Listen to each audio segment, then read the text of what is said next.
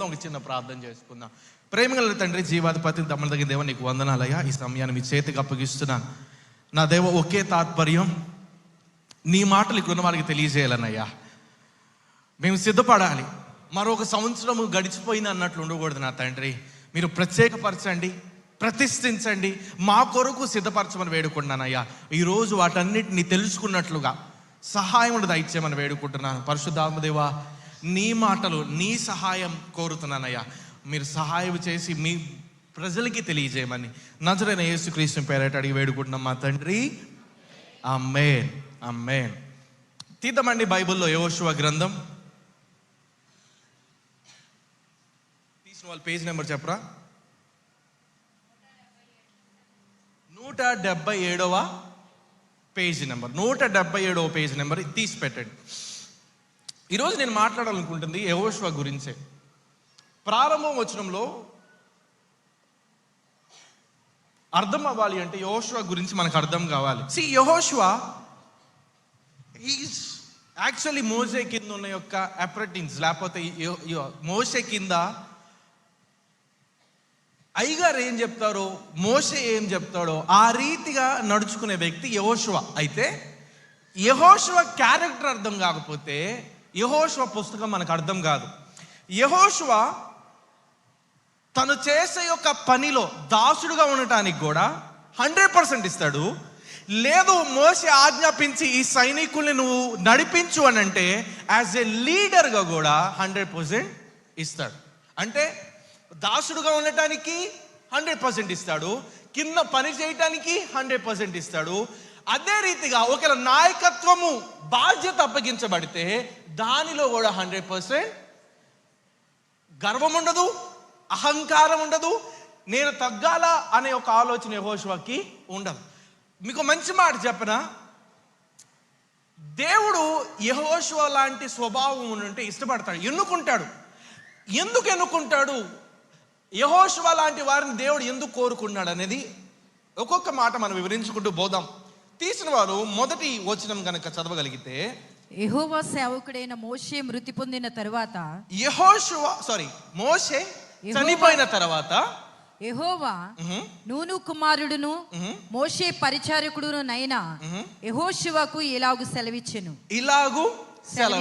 తలపైకి ఒక మాట మాట్లాడదాం. మోషే అనంతరము దేవుడు యెహోషువని ఎన్నుకున్నాడు. అంతేనా స్టేట్మెంట్? ఇక్కడ ఒక విషయం మనం అర్థం చేసుకోవాలి. ఒకటి ఆరంభించాలి అని అంటే ఒకటి ముగించబడాలి, అవునా? ఇది అంతమైతేనే నూతనమైనది ప్రారంభించబడుతుంది. యెహోషువ గ్రంథ ప్రారంభమే మోషే యొక్క మృతి పొందటము, మోషే చనిపోవటము కనపడుతుంది. ఆరంభమే చనిపోవటంతో ప్రారంభించబడితే యు నీడ్ టు అండర్స్టాండ్, మనము 25లోకి అడుగు పెట్టాలి, 25వ సంవత్సరంలోకి నేను సిద్ధపడాలి అని అనుకుంటే 24లో ఉన్న యొక్క జీవితాన్ని, 24లో ఉన్న యొక్క వైబ్ని ముగించాలి. ఇది అంతం కాకపోతే, ఇది పాతి పెట్టకపోతే దీనిలో నుండి ప్రారంభం అనేది రాదు. ఎట్లయినా వస్తుందా? 24 ముగించబడకుండా 25 అడుగు పెట్టడం అవుతుందా? సేమ్ యాజ్ వెల్ యాజ్, అయ్యా నూతన సంవత్సరానికి నేను సిద్ధపడాలి అని నీకు ఆశ ఉంటే పాత జీవితాన్ని, పాత వాటిని ముగించాలి, ఆపివేయాలి. ఆ థింకింగ్, వే ఆఫ్ లైఫ్ 24 సంవత్సరంలో జనవరి నుంచి ఇప్పుడు దాకా చేసిన యొక్క తప్పుడు పనులన్నిటినీ కూడా ముగింపు పెట్టాలి. ఎందుకంటే నీకు ఒక ఆరంభం కావాలి కాబట్టి. ఆరంభం లేకుండా చూడండి, ఇవి ఆపకుండా చూడండి, రోజులు గడిచినట్లే అయితే. ఈరోజు బుధవారం అయితే రేపు గురువారం అవుతుంది. అంతకు మించి నూతనత్వం ఉంటుందా? సో నూతనత్వం అవ్వాలి అని అంటే the way you think, the things you do మార్చబడాలి. యెహోషువకి ప్రారంభం ఎక్కడ దొరికింది అని అంటే మోషే యొక్క ముగింపు దగ్గర దొరికింది. మోషే ముగించబడింది, ఆ తరం ముగించబడింది, దేవుడు యెహోషువని ఎన్నుకున్నాడు. నాకు నచ్చిన మాట ఏంటంటే, దేవుడికి మోషే తర్వాత ఎవరు అనేది ఎత్తుకోవడానికి పని పట్టిందా? ఎవరున్నారా అని లోకంలో చూశాడా? నో. మోషే అనంతరము యెహోషువా అని మాట్లాడటానికి దేవుడు సిద్ధపడ్డాడు. నేను అంటున్నా, మరి are you that spontaneous? Are you that quick? ప్రభువా అని మొరపెట్టినప్పుడు దేవుడు స్పందించేంత స్పాంటేనియస్గా ఉన్నాడా? నీ జీవితం అట్లా కట్టబడిందా? లేదా యు నీడ్ ముందు పశ్చాత్తాపడాలి, ముందు పాపాలు ఒప్పుకోవాలి, పరిశుద్ధంగా మార్చబడాలి, దెన్ మరలా దేవుని దగ్గర ప్రార్థన చేసుకుంటే జవాబు పొందుకుంటామా? ఇంత లాంగ్ ప్రాసెసా? బైబిల్లో ఒకటి ఉంటుంది, ఆశ దగ్గర సైనికులు వస్తే ఆశ ఎమ్మటే మోకరించి బలమైన దేవా, ఈ బలహీనుడికి నువ్వే బలము, నువ్వే సహాయము, నువ్వు కాపాడాలయ్యా అని ప్రార్థన చేశాడు. దేవుడు ఎమ్మటే జవాబు ఇచ్చాడా లేదా? ఒకవేళ కనుక ఆశ తప్పుడు రాజకీయాలు చేస్తుంటే, తప్పుడు యొక్క ప్రవక్తను ఉంటే, సమస్య వచ్చినప్పుడు ముందు ప్రార్థన చేయాల్సి వచ్చేది. నన్ను క్షమించు ప్రభువా, నేను తప్పు అయిపోయిందని. మరి 31వ తారీఖు మీ ప్రార్థన, దేవా నువ్వు వాగ్దానం ఏంటిదయ్యా, నా జీవితం ఏంటిదయ్యా, నాది వస్తుందా? లేదా అయ్యా పాపం చేశానయ్యా, అయ్యా తప్పు చేశానని ప్రార్థన వస్తుందా? Are you utilizing the time for repentance? Or దేవుని దగ్గర నుంచి వాక్కు కొరకు సమయాన్ని వినియోగించుకుంటున్నావా? You need to be quick. మాట్లాడుకున్నాము, దేవునికి పని పట్టలేదు. యెహోషువతో మాట్లాడుతున్నాడు. ఏమని మాట్లాడుతున్నాడు? చదవండి మా. కాబట్టి నీవు లేచి నీవును ఈ జనులందరూ ఈ యోర్దాను నది దాటి నేను ఇశ్రాయేలీయులకు ఇచ్చుచున్న దేశమునకు వెళ్ళుడి. నేను మోషేతో చెప్పినట్లు మీరు అడుగుపెట్టు ప్రతి స్థలమును మీకు ఇచ్చుచున్నాను. అరణ్యమును ఈ లెబానోను మొదలుకొని మహానది అయిన యూఫ్రటీసు నది వరకును, హిత్తీయుల దేశమంతయు పడమట మహాసముద్రము వరకును మీకు సరిహద్దు. నీవు బ్రతుకు దినములన్నిటిను ఏ మనుష్యుడును నీ ఎదుట నిలవలేకయుండును. నేను మోషేకు తోడయుండినట్లు. You need to read it like దేవుడు మాట్లాడుతున్నట్టు. లైక్ ఎలాగా? మోషేకి తోడై ఉన్నట్లు, ఫస్ట్ పర్సన్ లో మోషేకి తోడై ఉన్నట్లు నేను నీకు తోడై ఉండును, నిన్ను విడువను, నిన్ను ఎడబాయను. నిబ్బరము కలిగి ధైర్యముగా ఉండుము. తలలు పైకెత్తండి. Let me explain. మనకు తెలిసిన విషయము, ఐగుప్తు నుంచి ఎప్పుడైతే బయటపడ్డారో ఇక కానాను దేశము అది అన్నప్పుడు మోషే తనకొచ్చిన యొక్క కోపాన్ని బట్టి దేవుడిచ్చిన యొక్క ఆజ్ఞలో మార్పులు చేశాడు. చేయటం దాన్ని బట్టి దేవుడు మోషేని తీసేసుకున్నాడు. తర్వాత యెహోషువకి బాధ్యత అప్పగించేటప్పుడు మాట్లాడుతున్నాడు. యెహోషువ, నీవు ఇప్పటి నుంచి ఈ ఇజ్రాయెల్ ప్రజల్ని ఆగిపోయి ఉన్నా, కదలలేక ఉన్నా, ఎటు వెళ్ళాలో అర్థము కాకున్న యొక్క ఈ ప్రజల్ని నువ్వు కానాను దేశానికి, నేను చూపించే దేశానికి నువ్వు తీసుకువెళ్ళాలి. అప్పుడే యెహోషువకి బాధ్యత అప్పగించబడింది. ఎంత పెద్ద బాధ్యత! సుమారు 15 మందులు ఉన్నారనుకోండి, మిమ్మల్ని సిద్ధపరచడానికే, మిమ్మల్ని నడిపించడానికే జుట్టు రాలుతుంది బేసిక్గా. అలాంటిది అక్కడ ఎంతమంది? కొన్ని కోట్ల మంది ఉంటే, కోట్ల మంది ఎట్లా? జనాభావే ఒక 20 లక్షలు వేసుకుంటే వాళ్ళకి పిల్ల జల్ల గొల్ల ఇవన్నీ ఉంటాయా? ఒక్కొక్కరికి ఒక 10 గీతలు వేసుకున్నా ఎన్ని ఉంటాయి? 20 కోట్లు ఉంటాయి. అన్ని సమూహాన్ని ఎవరు నడిపించాలి? ఒక్కడే, యెహోషువ ఒక్కడే. ఎంత పెద్ద బాధ్యత! మనోడికి భయం స్టార్ట్ అయి ఉంటుంది. ప్రభువా, ఇప్పుడు దాకంటే మోషే ఉన్నాడు, నీ కర్ణుడు నుండే నడిపించిండు, నేనెంతయ్యా, నేను వయసులో చిన్నవాడినయ్యా, నా మీద బాధ్యతని భయం ఉంటే, నా దేవుడు ఎంత బంగారం అంటే, భయపడేవారికి దేవదూతల్ని పంపించడు, భయపడేవారికి ప్రవక్తలను పంపించడు. సాక్షాత్తు ఆయన వాక్కే మనల్ని బలపరుస్తుంది. నీకు 25 ఎట్లుందని భయం ఉంటే నా దేవుడు వాక్ అడుగు, దేవుడు వాక్కే నీకు ధైర్యాన్ని ఇస్తుంది. అందుకని 37 మనం ఏం తీసుకుంటాం? వాగ్దానం తీసుకుంటాం. వాగ్దానం లేక అడుగు పెట్టామా తారుమారే. వాగ్దానం లేకుండా, వాగ్దానం కంటే దేవుని వాక్కు లేకుండా అడుగు పెట్టామా 22 అంత గందరగోళంగా ఉంటుంది. If you need to be stand for ఫిమ్గా ఉండాలి అంటే దేవుని యొక్క వాక్ అవసరం. యెహోషువతో దేవుడు మాట్లాడుతున్నాడు, మోషేకి తోడై ఉన్నట్లు నేను నీకు తోడై ఉంటాను. మోషేకి తోడై ఉన్నట్లు మాట్లాడాలి. మోషేకి తోడై ఉన్నట్లు నీకు తోడై ఉంటా. ఎక్సలెంట్ స్టేట్మెంట్ వేశాడు, నీకు నేను తోడై ఉంటా. ఎవరు? దేవుడు తోడై ఉంటాడు. రెండోది, నువ్వు అడుగుపెట్టు ప్రతి స్థలమును నేను నీకు అప్పగిస్తాను. ఇక్కడ ఒక మాట అర్థం చేసుకోవాలి. నువ్వు అడుగుపెట్టు ప్రతి స్థలం అన్నప్పుడు ఆ రోజు కూడా నేను మాట్లాడినా, నీవు అడుగుపెట్టు ప్రతి స్థలము నేను నీకు ఇస్తానంటే ఎంత గొప్ప వాగ్దానం అండి అది. మీకు నేను కనపడకపోతే ఇటు వచ్చేయండి, కొంచెం ఇటు జరగండి. మీకు గనక 31వ తారీఖు ఈ వాగ్దానం వచ్చిందనుకోండి, నువ్వు అడుగుపెట్టు ప్రతి స్థలము నేను నీకు అప్పగిస్తానంటే స్థలాల కోసం చూస్తారు మీరు. అవునా? అమ్మగారు నువ్వు అడుగుపెట్టు ప్రతి స్థలం మీకు వచ్చింది అమ్మగారు, కాలనీ బిల్లు వచ్చినట్లేనా, కాలనీ స్థలం వచ్చినట్లేనా, ఆ ఎకరం పొలం మనకు వచ్చినట్లేనా అని వాగ్దానాన్ని గట్ల మలుచుకుంటాం. అవునంటారా కాదంటారా?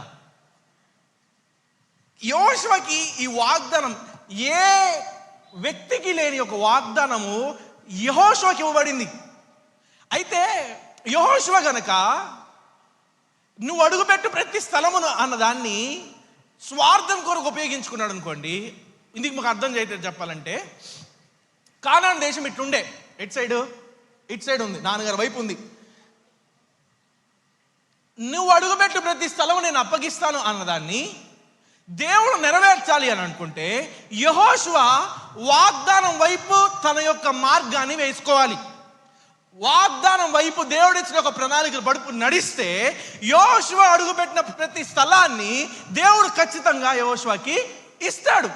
కానీ ఆ వాగ్దానాన్ని పట్టుకొని దేవుడు ప్రణాళికలో కాకుండా లోకానుసారంగా స్వార్థపూర్వకమైన యొక్క నడవడిక కనుక చేశారనుకోండి, ఇటు నడిస్తే ఇక్కడ అడుగుపెట్టిన స్థలాన్ని దేవుడు ఇస్తాడా?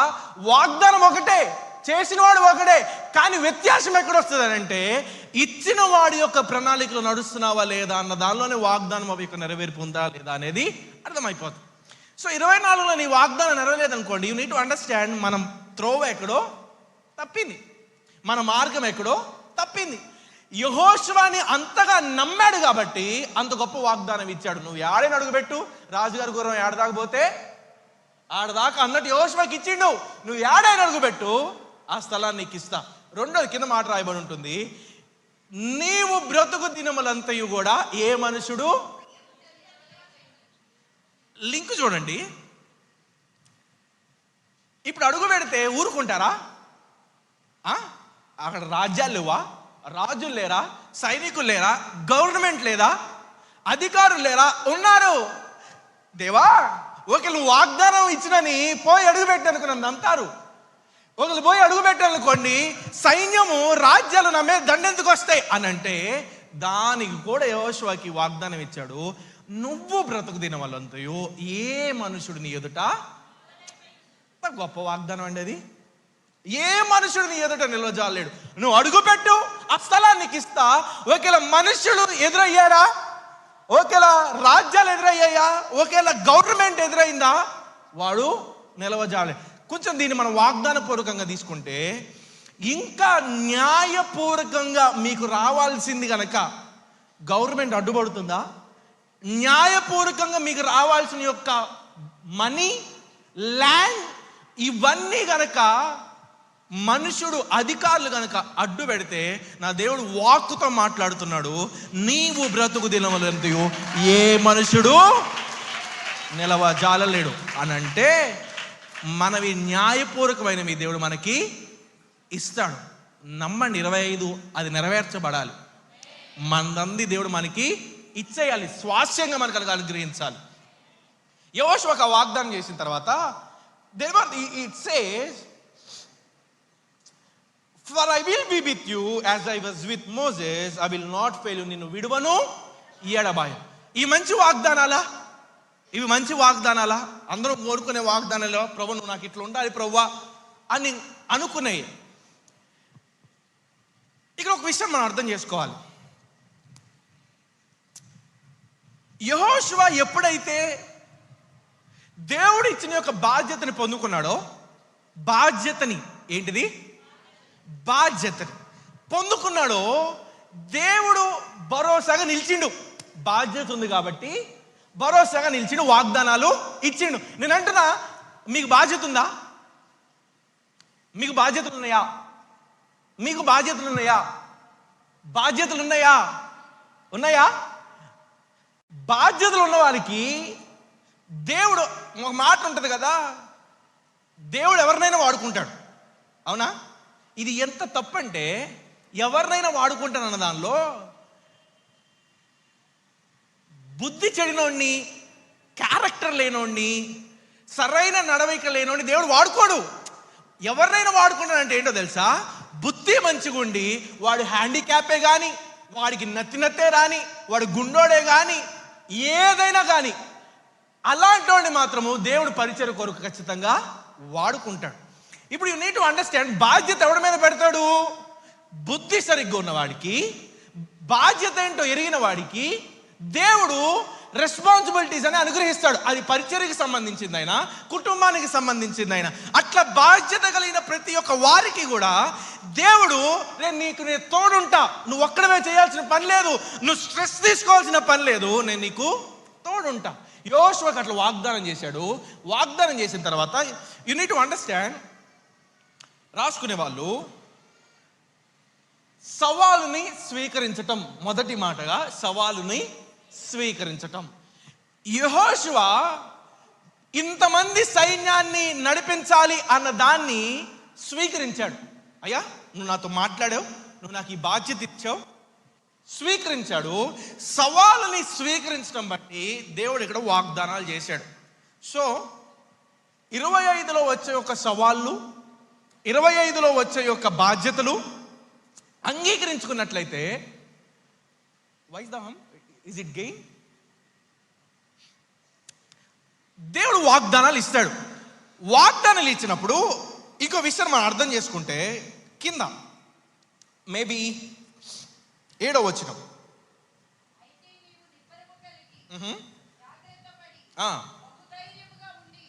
నా సేవకుడైన మోషే నీకు ఆజ్ఞాపించిన ధర్మశాస్త్రం అంతటి చొప్పున చేయవలెను. ఆజ్ఞాపించిన ధర్మశాస్త్రం పట్ల అంతటి చొప్పున చెయ్యవలెను. అండర్లైన్ చేసుకోండి అక్కడ, చెయ్యవలెను. తర్వాత నీవు నడుచు ప్రతి మార్గమున చక్కగా ప్రవర్తించినట్లు నీవు దాని నుండి కుడికి గాని ఎడమకు గాని తొలగకూడదు. అక్కడ రాసుకోండి కింద అండర్లైన్ లో, తొలగకూడదు. తర్వాత ఈ ధర్మశాస్త్ర గ్రంథమును నీవు బోధింపక తప్పిపోకూడదు. బోధింపక తప్పిపోకూడదు. అండర్లైన్ చేసుకోండి అక్కడ.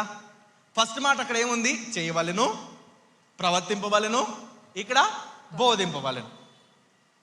If you need to understand, అప్పుడు దానిలో వ్రాయబడిన వాటన్నిటి ప్రకారము చేయుటకు నీవు జాగ్రత్త పడినట్లు దివారాత్రము దాన్ని ధ్యానించిన ఎడల నీ మార్గమును వర్ధిల్ల చేసుకొని చక్కగా ప్రవర్తించేదవు. ఏంటిది? చక్కగా ప్రవర్తించేదవు. ప్రవర్తించేదవు అనేది ఏ టెన్స్? టెన్షన్ ఏమంటాము? భూతకాలమా, భవిష్యత్తు కాలమా, ప్రస్తుత కాలందా? ప్రవర్తించేదవు బంగారాలండి. ఏంటి అవి? దేనికి సంబంధించింది? అది భవిష్యత్తు కాలానికి సంబంధించింది. Get this point. ప్రస్తుత కాలంలో వాగ్దానం చేశాడు, నేను నీకు తోడుంటానని. కానీ ఇవన్నీ నెరవేర్చబడాలనుకో కింద ఇన్స్ట్రక్షన్స్ ఉన్నాయి, మాన్యువల్ ఉంది. ఏం మాన్యువల్? మోషేకి ఇచ్చిన యొక్క ధర్మశాస్త్రాన్ని నువ్వు ధ్యానించాలి, బోధించాలి, నడుచుకోవాలి, కుడిమికి కానీ ఎడమికి కానీ తొలగకూడదు. ఇవన్నీ చేసిన ఎడల అప్పుడు నువ్వు నడుచు మార్గంలో నీకు వర్ధిలింపబడదు. ఇక్కడ యు విల్ బీ సక్సీడెడ్ అని రాయబడి ఉంటుంది. So get this point. వాగ్దానాలు వచ్చి దేవుడు ఇచ్చిన ఒక ఇన్స్ట్రక్షన్స్ కనుక చేయలేదనుకో, ధ్యానించటం, బోధించటం, కుడివికి కానీ ఎడమకి కానీ డీవియేట్ కాకపోవటం, అండ్ యాజ్ వెల్ ఆ రీతిగా నడుచుకుపోవటం, ప్రవర్తించటం అనేది కనుక ఇవి చేయకుండా, దేవా వాగ్దానం స్లిప్ ఇచ్చినావు కదా, కార్డు ఇచ్చినావు కదా, నెరవేర్చు ఏది అని అనుకుంటే నడవదు. బండి నడవాలి అని అంటే, వాగ్దానం ఇది అవ్వాలి అని అంటే ఈ ఇన్స్ట్రక్షన్స్ ఫాలో అవ్వాలి. అందుకని బైబిల్లో రాయబడి ఉంటుంది, నీ వాక్కు నా పాదములకు దీపము నా త్రోవకి. ఇక్కడ ఒక అండర్స్టాండింగ్ ఉంటుంది తెలుసా, నా పాదములకు దీపం అనేది ప్రస్తుతానికి సంబంధించింది. ఇప్పుడు మనం ఎక్కడ నిలబడ్డామో అక్కడ వెలుగు, ఇప్పుడు ఎక్కడ నిలబడ్డామో ధైర్యంగా ఉన్నట్లుగా వెలుగు కనబడతా ఉంటుంది. నా త్రోవకు వెలుగై ఉన్నదనంటే, త్రోవంతనికి వెలుగు అని అంటే అది భవిష్యత్తుకి సంబంధించింది. ఇప్పుడు వాక్కు ప్రస్తుతానికి కావాలా, భవిష్యత్తుకి కావాలా? ముక్కు రెండింటికి కావాలి. ప్రస్తుతానికి కావాలి, భవిష్యత్తుకి కూడా. లేదు అనుకోండి, ఈడే సలబడతాం, ఈడే ఉంటాం, గమ్యం తెలీదు, ఎడిపోవాలో తెలీదు, భవిష్యత్తులో ఏమవుతుందో తెలీదు. భవిష్యత్తులో ఏమవుతుంది అనేది జ్ఞానవంతంగా నీకు ఉండాలి అని అంటే, గమ్యం ఏంటో తెలియాలని అంటే వాక్కుని త్రోవకి వెలుగై ఉండాలి. అది అవ్వాలి అని అంటే ఈ లోగోస్ చదవాలి. ఏం చేయాలి? బైబిల్ చదవాలి. బైబిల్ చదివితేనే దాని నుంచి దేవుడు మాట్లాడతాడు, వాక్కునిస్తాడు, రేమాన్ని ఇస్తాడు. రేమా లేకపోతే ఆ కార్డు మీద రాయించిన యొక్క ఇంక్లానే ఉంటుంది వాగ్దానం. క్రియాత్మకంగా పనిచేయదు. క్రియాత్మకంగా పనిచేయాలంటే దాన్నే ధ్యానించాలి, దాన్నే పట్ల నడుచుకోవాలి. దాని రీతిగా బోధింపకరమైన యొక్క మాదిరికరమైన యొక్క జీవితం నీకు ఉండాలి. క్రైస్తవులు ఇదే చేయరు. ఐఎమ్ రిక్వెస్టింగ్ యూ, బతిమిలాడుతున్నా, 24వ సంవత్సరం దాకా 25ను ఉంచకండి. అస్సలు నేను ఆశపడట్లా ఈ సంవత్సరం ఉన్నంత ఇదిగా 25 ఉండకూడదని. గడిచిపోయింది చూడండి, కళ్ళు మూసి తెరుచుకే లోపల అయిపోయింది. 2024 దినాలు గడిచిపోతున్నాయి. 25 కూడా దినాలు గడిచిపోయేటట్లు ఉండాలంటే నువ్వు ఏం చేయాల్సిన పని లేదు. ఆడేసుడు మొంగలు ఆడు ఉంటే చాలు. ప్రయాస ఏమీ లేదు, పెయిన్ ఏమీ లేదు. కానీ 2024 నా కొరకు యూనిక్గా ఉండాలి, దేవుడు నా కొరకు సిద్ధపరచాలి అని కనుక ఆశపడితే you need to fight for it, you need to claim it. Claim చేసుకోవాలి. ఈ 25 నాది కృపా సంవత్సరంగా చెప్పబడిన దాన్ని నేను స్వాధీనపరచుకోవాలి అనుకుంటే దేర్ ఆర్ ఇన్స్ట్రక్షన్స్ హియర్. ఆ రీతిగా నడుచుకుంటే పైన వాగ్దానాలు దేవుడు చేస్తాడు. బ్రహ్మాండంగా ఉంది. యెహోషువకి వాగ్దానాలు ఇచ్చిండు, ఏమి చేయాలో చెప్పిండు. వాగ్దానాలు ఇచ్చిండు, ఏమి చేయాలో చెప్పిండు. వాగ్దానాలు నెరవేర్చబడాలి అని అంటే. కానీ బాధ్యత ఇవ్వబడిన తర్వాత అంత సాఫీగా జరిగిందనుకో, ఏడో తేడా వస్తుంది. వాగ్దానాలు ఇచ్చిన తర్వాత సాఫీగా పోతుంది అనుకో జీవితం, ఏడో తేడా పడుతుంది. ఎందుకంటే వాగ్దానం ఇచ్చిన తర్వాత అపవాది ఊరుకుంటాడా? మరి ఊరుకుంటాడా? లేనిపోయిన శ్రమలన్నీ పెడతాడు, లేనిపోయిన ఇబ్బందులన్నీ పెడతాడు. సందేహించున్నట్లుగా, దేవుడి మీద అవిశ్వాసం కలగజేసేటట్లుగా, భక్తి మీద అవిశ్వాసం కలగజేసేటట్లుగా, వేరే లోకంలో ఉన్న యొక్క ఆల్టర్నేటివ్స్ని ఎత్తుకునేటట్లుగా విశ్వాసం దెబ్బ పడుతుంది. దీనికే 16వ వచనంలో రాయబడి ఉంటుంది. అందుకు వారు, నీవు మాకు ఆజ్ఞాపించినదంతయు మేము చేసేదము, నీవు మమ్మల్ని ఎక్కడికి పంపుదువో అక్కడికి పోదుము. మోషే చెప్పిన ప్రతి మాట మేము వినినట్లు నీ మాట విందుము. నీ దేవుడైన యెహోవా మోషేకు తోడై ఉండినట్లు నీకును తోడై ఉండును గాక. నీ మీద తిరుగుబడి, ఇది ఇది ఇది నీ మీద తిరుగుబడి, నీవు వారికి ఆజ్ఞాపించు ప్రతి విషయములో నీ మాట వినని వారందరూ, నీ మాట వినని వారందరినీ మరణ శిక్ష నొందుదురు. ఏంటంట? మరణ శిక్ష నొందుదురు. కొంచెం ఓవర్ అయినట్లేదు? యెహోషువ, నీ మాట కనుక ఎవరు వినలేదనుకో లేపేస్తావా? వీళ్ళెవరు లేపేయడానికి? మీకు మాట అర్థమవుతుందా? వీళ్ళెవరు లేపేయడానికి? ఓవర్గా యెహోషువని ఉప్పించటానికి, గ్యాస్ కొట్టడానికి అంటారు చూసినారా? యెహోషువ కొట్టడానికి నీకు దేవుడు తోడై ఉన్నట్లు గ్రహించి ఉన్నాము. నీ ఏదంటే అది చేస్తాము. నీ కింద ఊహల గనక ఎవరైనా గనక నీ మాట వినకపోతే వాళ్ళని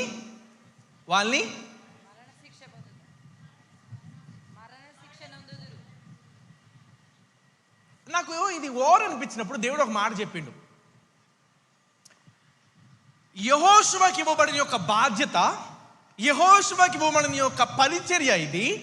యెహోషువ యొక్క నాయకత్వం దాన్ని ప్రజలు లైట్గా తీసుకోవాలా, ప్రజలు జోక్గా తీసుకోవాలా. ఆయన మీద ఉన్న యొక్క పరిచర్య భారాన్ని ఎంత సీరియస్గా తీసుకుని ఉంటే, ఒక్కళ్ళ ఎవడైనా నీ మాట కనుక వినకపోతే వాడిని లేపేస్తా అని అనగలరు. గెటింగ్ మరణానికంట, చంపేస్తారంట. అంత దాకా they took Joshua's responsibility so serious. మరి మీ మీద ఇవ్వబడిన యొక్క బాధ్యతకి, మీ మీద ఇవ్వబడిన యొక్క రెస్పాన్సిబిలిటీకి ఎంత సీరియస్గా తీసుకుంటున్నారు? మీ కుటుంబం ముందు నడిపించాల్సింది, సమాజంలో మాదిరికలని యొక్క జీవితం జీవించాలి, క్రైస్తవుడు అంటే ఏంటో చూపించాలనే బాధ్యత మీ మీద ఉంది. మరి రాజీ పడట్లే, లైట్గా తీసుకోవట్లే. అట్లా కనుక తీసుకున్నట్లయితే యునో వాట్, చివరికి మనం గతి కూడా అదే. దేవుడు తీస్తాడు అప్పుడు మనల్ని అందరినీ మరణ శిక్షకి. ఎందుకని వాళ్ళ ప్రయోజనం లేదు. పరలోకంలో నీ వల్ల భూమి మీదే లేనప్పుడు, భూమి మీదే బాధ్యత హీనుడుగా నువ్వు ఉన్నప్పుడు పరలోకంలో ఇంకెందుకు? So simple that. వాళ్ళు ఈ మాట చెప్పినందుకు ఫస్ట్ దానికి కంక్లూషన్ చేయాలి అని అంటే, మన మీద ఇవ్వబడిన యొక్క బాధ్యతకి, దేవుడిచ్చిన యొక్క సవాలుకి ఎప్పుడైతే స్వీకరిస్తామో, దేవుడు దానికి సంబంధించిన యొక్క వాగ్దానాలు ఇస్తాడు. వాగ్దానాలు ఫలభరితంగా చేయటానికి ఇన్స్ట్రక్షన్స్ ఇస్తాడు. ఒకవేళ ఎవడైనా గనక ఈ వాగ్దానాన్ని తిరస్కరించినట్లయితే, వాగ్దానాన్ని పెడచెవిన పెట్టినట్లయితే, రెస్పాన్సిబిలిటీని దూరపరిచినట్లయితే వాళ్ళకి మరణ శిక్ష అని మాట. ఈ మాటలను ఎవరు చెప్పింది? యెహోషువ కాదు, దేవుడు కాదు, ప్రజలు యెహోషువతో మాట్లాడుతున్నాడు. ఆ కాలంలో ప్రజలకు యొక్క సీరియస్నెస్ ఇప్పుడున్న యొక్క సంఘానికి అవసరం. ఇప్పుడున్న యొక్క సంఘానికి దట్ సో ఇంపార్టెంట్. అది లేకనే చల్లారిపోయే పరిస్థితులు మనకు వస్తూ ఉన్నాయి. ముందుకు వెళ్దాము. ఫస్ట్ది రిసీవ్ ద ఛాలెంజ్, సవాలు స్వీకరించడం. రెండోది సవాలుకి సిద్ధపడటం. ఏంటిది చెప్పాలి? సంఘంలో ఉన్న అందరూ చెప్పాలి. దేనికి? దేవునికి సిద్ధపడాలి, సవాలుకి సిద్ధపడాలి. Ready for the challenge. చదువుదాం చాప్టర్ 3 verse 5.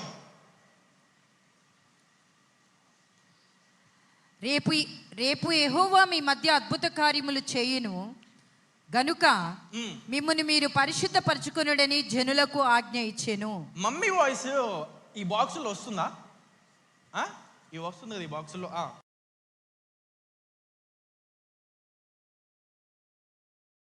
మీరు పరిశుద్ధ పరచుకోవాలి. రెండవ వచనం కూడా చదవండి. 3 days later, 3 దినములైన తరువాత నాయకులు పాళెములో తిరుగుచు జనులకు ఇలాగూ ఆజ్ఞాపించిరి. ఇలాగా ఇన్స్ట్రక్షన్స్ ఇచ్చినట్లు కనపడుతుంది. తల్లుపై గత లెట్ మీ ఎక్స్ప్లెయిన్. సిద్ధపాటు. ఏంటి సిద్ధపాటు? ముందే ఉంది, యోర్దన్ నది ఉంది. వాగ్దాన దేశానికి వెళ్ళాలంటే యోర్దన్ మధ్యలో ఉందే కదా. దేవుడు యోషువని సిద్ధపరిచాడు, సవాళ్ళు స్వీకరించాడు. కాబట్టి ఇప్పుడు యెహోషువ ప్రజలను సిద్ధపరచాలి. ముందు పొందుకోవాల్సింది ఎవరు? దైవజనుడు. ముందు పొందుకోవాల్సింది ఎవరు? దేవుని యొక్క అంబాసిడర్స్. దెన్ ఈ అంబాసిడర్స్, దెన్ ఈ దైవజనులు, దెన్ ఎన్నుకోబడిన వాళ్ళు ప్రజల్ని సిద్ధపరచాలి. ప్రజల్ని సిద్ధపరచడానికి ఈ ప్రీస్టులందరూ కూడా ప్రజలతో మాట్లాడుతున్నారు. ఈ రోజు మొదలుకొని 3 రోజుల తర్వాత మనం ఇక్కడ ఖాళీ చేయాలి, యోర్దాను నదిని దాటాలి. యోర్దాను నదిని నాటాలి అని అంటే ప్రజలకి ప్రీస్టులు చెప్పే మాట ఏమన్నా ఉంది అని అంటే, దేవుడు రేపు మీ ఎదుట అద్భుత కార్యములు చేయుటకు మిమ్మల్ని మీరు పరిశుద్ధ పరచుకొనుడి. Consecrate yourself, sanctify yourself అని రాయబడుతుంది ఇంగ్లీష్ మాటలో. Do you know what consecrate means? Consecrate, పరిశుద్ధపరచుకుంటాం అంటే అర్థం ఏంటో తెలిసిన? పాపాలు ఒప్పుకుంటూ పరిశుద్ధపరచడమా? మరి ఏంటిది అన్న చెప్పండి.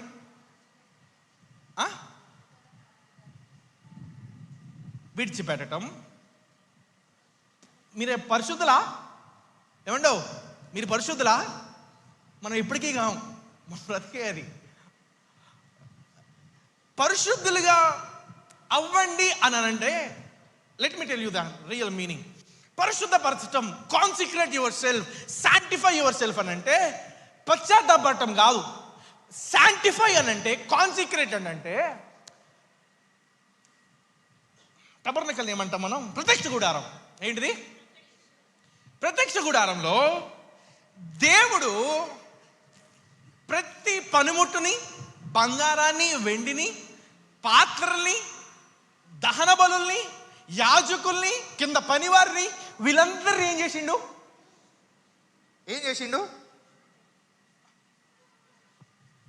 ముందు మీరు పరిశుద్ధపరచుకోవాలి, అంటే పాపాలు ఒప్పుకోవాలి.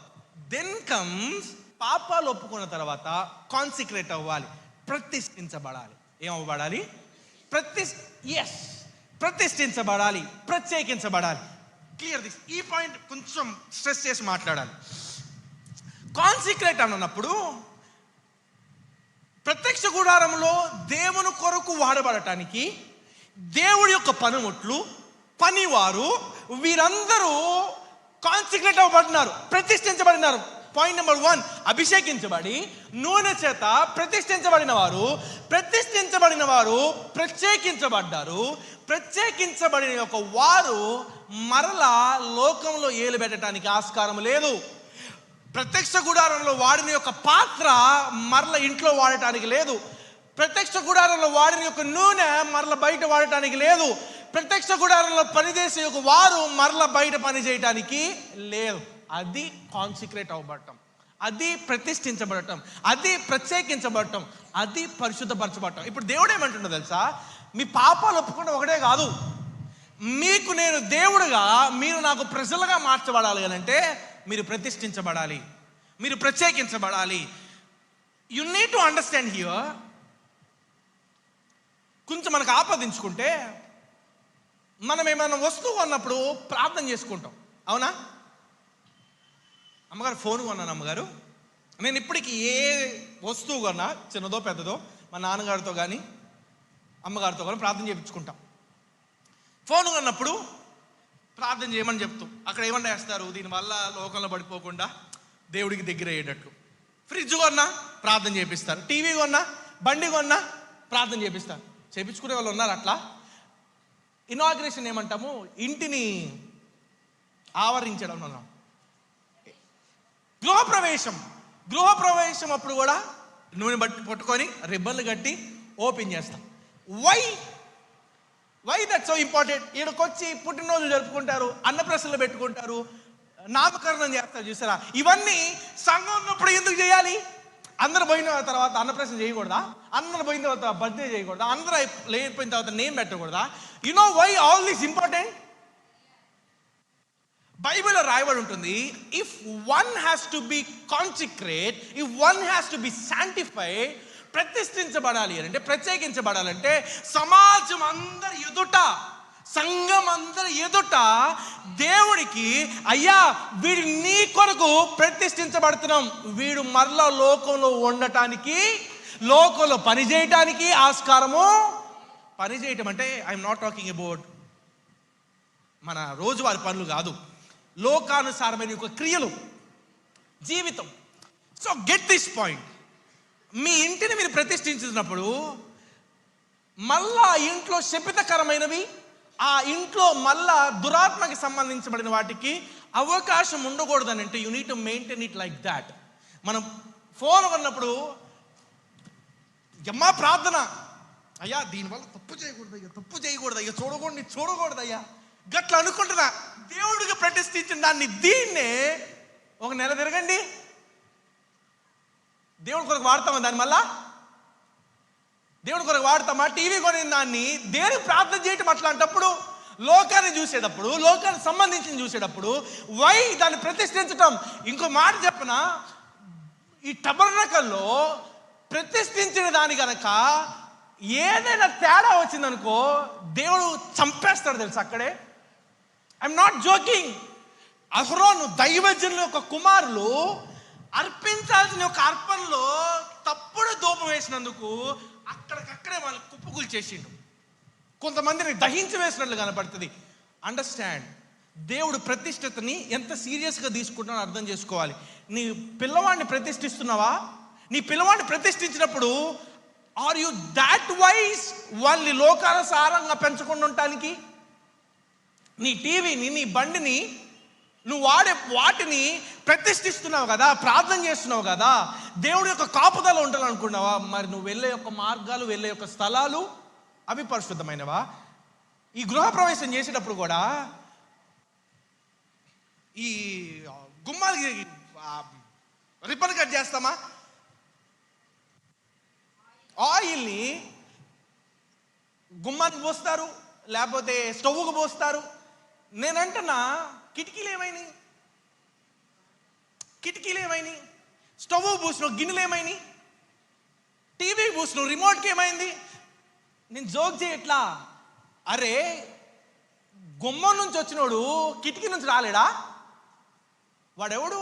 గాలి దూరింది అంటారు. ఎట్టా? గుమ్మం నుంచి వచ్చిన వాడు కిటికీ నుంచి రాలే. మరి కిటికీని ప్రతిష్ఠించినవా? స్టవ్కు ప్రార్థన చేసినవు, మరి గిన్నెలు చేసినవా? టీవీ చేసిన దాన్ని రిమోట్కి చేసినవా? మరి అట్లా చేయకపోతే అవి అపవాది ఉపయోగించుకోడా? అంటే వాడికి ఏమైనా లిస్ట్ ఉంటుందా? ఇవే ఉపయోగించాలి, ఇవి ఉపయోగించకూడదని? వాడికి ప్రతిదీ ఈ టేక్ అడ్వాంటేజ్ ఆఫ్ ఇట్. వాటిని అడ్వాంటేజ్ ఏమంటాం? అవకాశంగా మార్చుకుంటాడు. మీకు ఒక ముచ్చట చెప్తున్నా. మీరు 25లో అడుగు పెట్టేటప్పుడు మీరు ఎట్లో నూనె డబ్బాలు తెస్తారు కాబట్టి, ఏమండో నూనె దగ్గర ఒక మాట మాట్లాడాలండో. బేసిక్గా నూనె ఆలివ్ ఆయిల్ కడుపుకు మంచిది, స్కిన్కి మంచిది, పుండ్లకు మంచిది. యూదులకు అది ఉండేది కాబట్టి మనం ఆలివ్ ఆయిల్ ఎట్లా తెచ్చుకోలేము కాబట్టి ఏం చేస్తాము? కోకోనట్ ఆయిల్ని తెచ్చుకుంటాం. కోకోనట్ ఆయిల్ ఔషధం కాదు. కోకోనట్ ఆయిల్ ఔషధము కాదు. కానీ కొన్ని దాన్ని ప్రతిష్ఠిస్తాం, చూసావా? ఏమని? ప్రవ్వా, ఇది ఔషధముగా, ఇది విశ్వాసం చేత చెరిగించేటట్లుగా, నీ రక్తముగా లేకపోతే అని ప్రతిష్ఠిస్తాం, చూసావా? There what happens? ఒకటి కాన్సిక్రేట్ చేసినప్పుడు, ఒకటి ప్రతిష్ఠించినప్పుడు ఏమవుతుంది? ఒక నేచురల్ బీయింగ్, నేచురల్ థింగ్ అనేది సూపర్ న్యాచురల్గా ఎప్పుడు మారుతుంది అంటే కాన్సిక్రేట్ చేసినప్పుడే. కర్ర నేచురలే, దుప్పటి నేచురలే, దవడ ముఖ నేచురలే, ఆలివ్ ఆయిల్ నేచురలే. కానీ దాన్ని ఎప్పుడైతే కాన్సిక్రేట్ చేస్తున్నామో, అయ్యా ఇది నీ రక్తం అని ప్రతిష్ఠిస్తున్నామో, then that becomes supernatural. So understand. మళ్ళీ ఈ కొబ్బరి నూనెని ప్రతిష్ఠించిన తర్వాత, ప్రార్థన చేసిన తర్వాత, తలకు రాయటాలు, కాలుకు రాయటాలు, మాయిశ్చరైజర్గా పగలకుండా ఈ చలికాలం రాస్తారు చూసారా, గట్ల రాయకూడదు. తప్పది. దట్టు దేవుని దగ్గర తీసుకొచ్చిన తర్వాత సగాల డబ్బాలు, వాడిన డబ్బాలు తేకూడదు. దేవుడికి కోపం.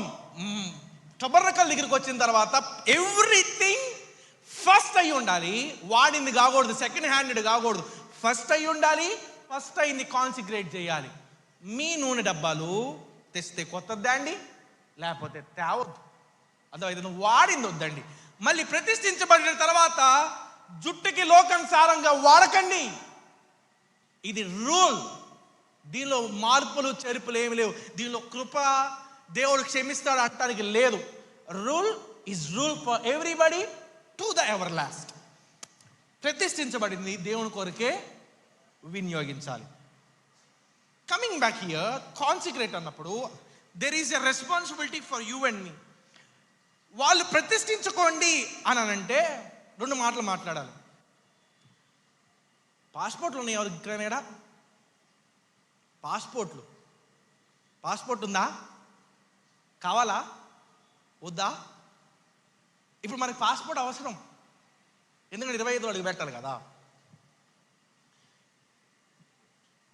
పాస్పోర్ట్ ఉన్న వాళ్ళకి వేరే దేశం పోవాలంటే నా పాస్పోర్ట్ ఉండండి పంపించండి అని టికెట్ కూడా పంపించరు.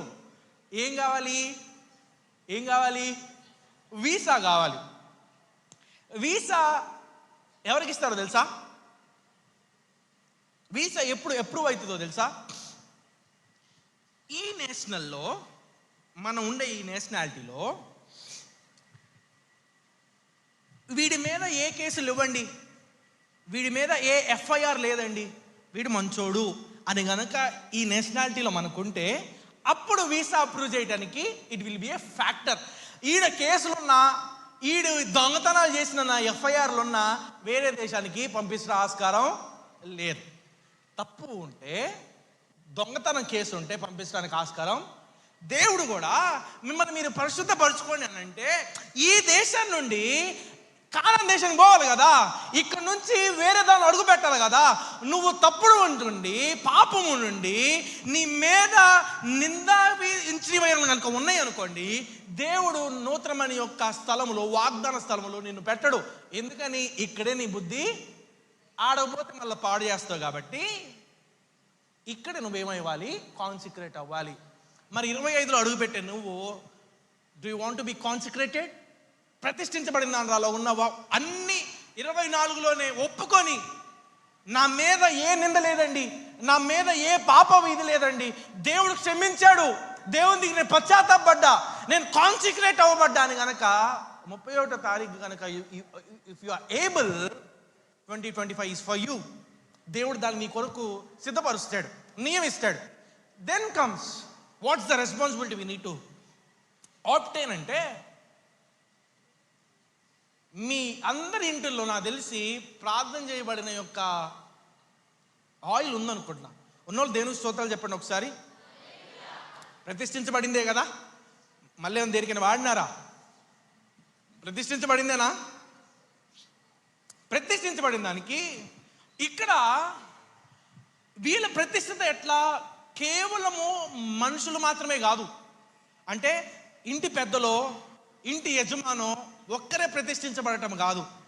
ఇంట్లో ఉన్న యొక్క అందరూ, వారికున్న యొక్క సామాగ్రి, వారికున్న యొక్క లైఫ్ స్టాక్, పశువు సంపద, వీటన్నిటినీ ప్రతిష్ఠించబడాలి. ఏది మలినమైనది, ఏది అపవిత్రమైనది వాగ్దాన దేశంలో అడుగు పెట్టడానికి ఆస్కారము లేదు. అన్నిటిని కూడా శుభ్రపరచుకొని, అన్నిటిని కూడా ప్రతిష్ఠించబడిన మాత్రమే వాగ్దాన దేశంలో అడుగు పెట్టడానికి ఆస్కారము ఉంది. ఈ 24 అయ్యే లోపులో మీ ఇంటిని మీరు ప్రతిష్ఠించుకోవాలి. మీ భార్యని, మీ భర్తని, మీ పిల్లల్ని మీకు అధికారం ఇవ్వబడింది. ఏమండో, మీకు అధికారం ఇవ్వబడలేదని నీకు ధైర్యం లేకపోతే అప్పుడు దైవజనులను సంప్రదించండి, ప్రతిష్ఠిస్తారు. కానీ తల్లిదండ్రులుగా మీకు ఒక అధికారం దేవుడు ఇచ్చాడు మీ పిల్లల మీద, మీకు ఇవ్వబడిన ఒక ఆస్తి మీద. మీరు ఈ ప్రతిష్ఠించిన ఒక నూనెని తీసుకొని మీ ఇంటిని అంతటిని శాంటిఫై చేయండి, మీ పిల్లల్ని శాంటిఫై చేయండి. మీ గృహ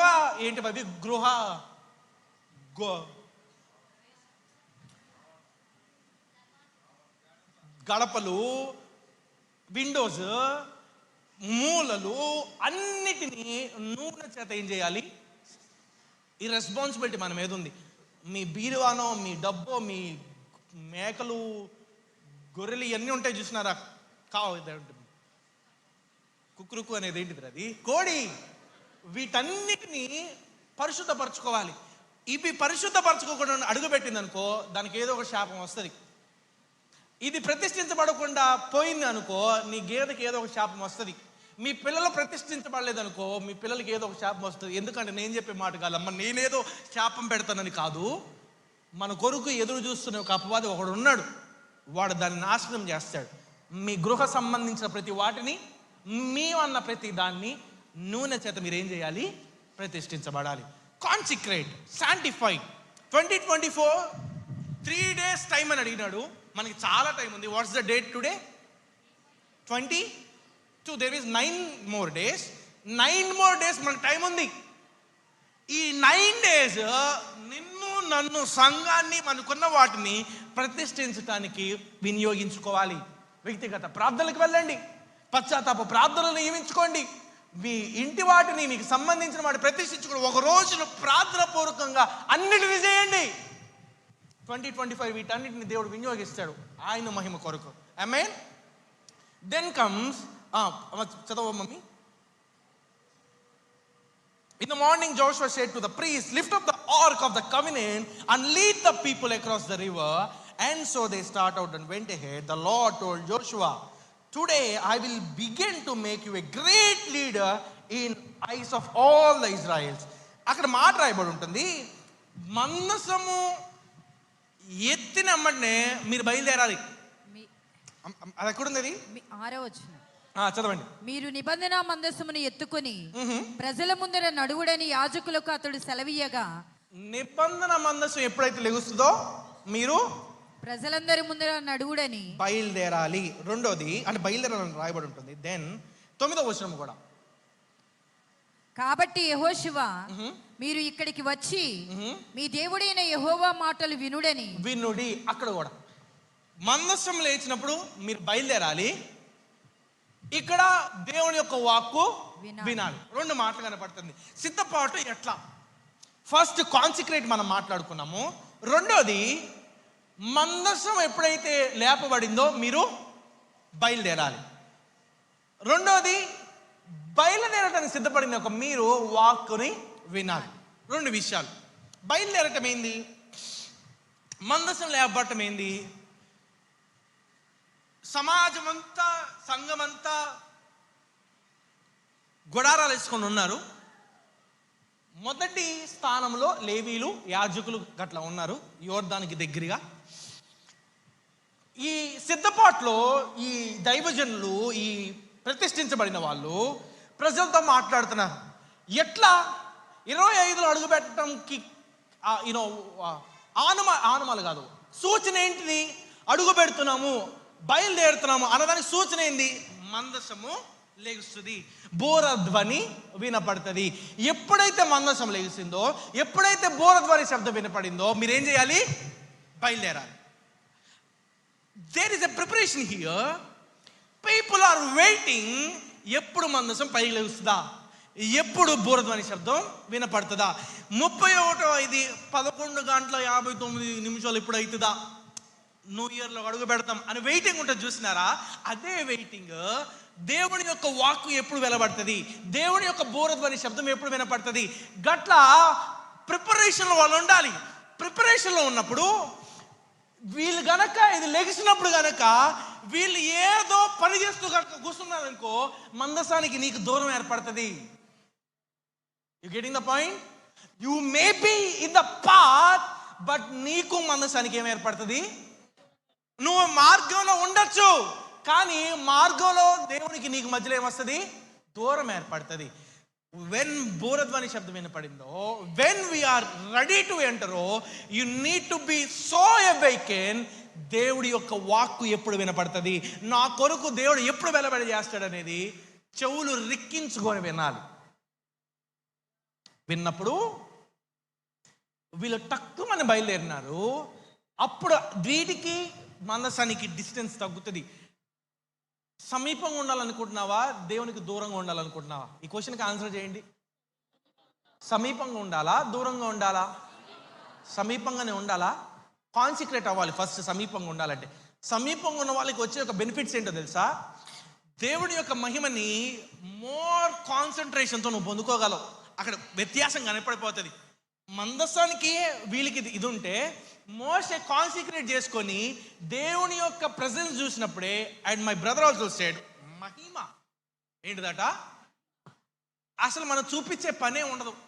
మనకి ఇంత అభిషేకం ఉంది, మనం ఇంత పోటుగాలము, నేను ఇంత కార్యాలు చేయగలను, మనం చూపించే పనే ఉండదు. ఎవడైనా నిన్ను చూశాడా, దేవుని యొక్క మహిమ నీ నుంచి ఏమవుతుంది? రిఫ్లెక్ట్ అవుతుంది. గట్ల ఉండాలి. సమీపంగా ఉన్న వాళ్ళకి ఈ బెనిఫిట్. ఎవరికి? 2025 నువ్వు యూనిక్గా ఉండాలి అని అంటే, దేవుడికి సమీపంగా ఉంటే నీ బెనిఫిట్. దూరంగా ఉన్నావనుకో, మహిమ నీ మీద ఉండదు. Because you are procrastinating. బద్ధకిస్తున్నావు, పనిని ఆలస్యంగా చేస్తున్నావు. ఈ ఆలస్యంగా చేసేవి, బద్ధకించేవి దేవుని కొరకు ఆశ కలిగిన వాళ్ళ యొక్క లక్షణాలు కావు. మందసం పోతున్నప్పుడు గుడారాన్ని చదువుకుంటే ఏమవుతుందండి? మందసం చదువుకున్నప్పుడు కూర వండితే ఏమవుతుంది? మందసం చదివినప్పుడు బయట పని అంటే ఎట్లా వస్తుంది? ఆదివారాలు పోతారా చూసినారా బయటికి? అట్లొస్తే ఏమొస్తుంది? You already should be ready. అక్కడ ఒక లైన్ రాసుకున్నా, if you leave everything here you will gain everlasting there అని రాసుకున్నా. ఇక్కడ సమస్తాన్ని విడిచిపెడితే అక్కడ సమృద్ధిని నువ్వు పొందుకుంటావు. దేవుడికి మహిమ కలుగును గాక. You should be ready to leave everything, no matter what. దేవుని కొరకు ఇది విడిచిపెట్టడానికి, ఈ గుడారాన్ని విడిచిపెట్టడానికి, ఈ సన్నిధిని విడిచిపెట్టడానికి you need to be ready. మీకు బాగా అర్థమయ్యే రీతిగా చెప్పాలి అని అంటే, వరి ఉంటుంది తెలిసిన, వరి 2 సార్లు నాటాలి. ఫస్ట్ విత్తనాలు చల్లుతారు, విత్తనాలు చల్లిన తర్వాత నాట్లు వస్తాయి పైకి. ఆడుంటే అది ఫలిస్తుందా? పంట వస్తుందా? అది తీసి మళ్ళా వేరే చోట వేస్తే కానీ ఫలము వరి గనక ఎందుకు ఆడ అదే భూమి ఇదే భూమి, అదే నీరు ఇదే నీరు, ఈడ ఫలించనా అంటే ఫలిస్తుందా? Get this point straight. దేవుడు కూడా పీకాలనుకుంటున్నాడు మనల్ని. ఏసును గొంగలు వేసినట్లు ఉండాలనుకోవట్లా, ఫలించం మనం. పీకాలనుకుంటున్నాడు. సిద్ధమా పీకి అవ్వటానికి, పెళ్లిగించబడటానికి సిద్ధమైన దేవుని స్తోత్రం చెప్పండి.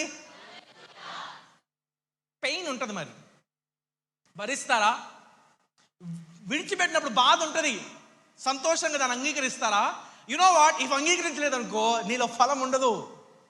అంగీకరించలేదనుకో, పెయిన్కి ఇష్టపడలేదనుకో, యు నెవర్ బీ ఫ్రూట్ఫుల్. ఈ వరి వేరే దానిలో ఎట్లయితే నాటబడాలో దేవుడు కూడా అదే కోరుకుంటున్నాడు.